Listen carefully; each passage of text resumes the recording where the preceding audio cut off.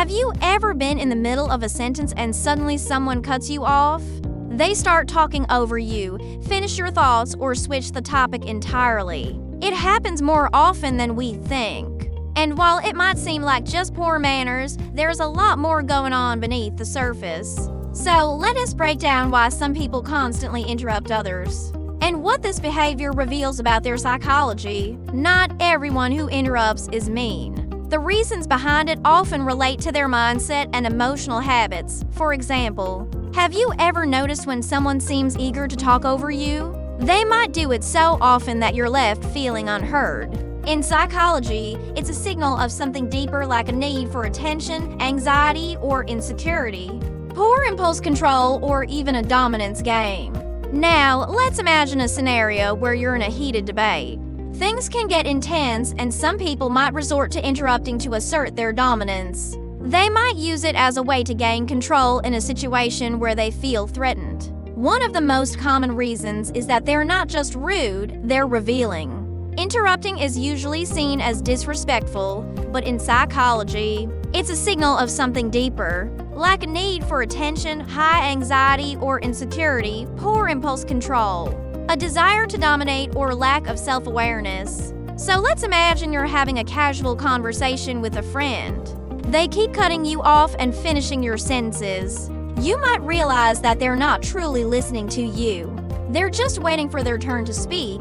They may nod while you talk, but their mind is already formulating their reply instead of absorbing what you're saying. This habit often stems from a high ego or a need to feel smarter, impatience, or a conversation style learned in childhood. They might see conversations as a game where they need to score points or win. Or let's say you're trying to explain a complex topic. Some people with social anxiety or performance pressure might find themselves interrupting to avoid forgetting their point. Their brain might be racing, thinking, if I don't say this now, I'll forget.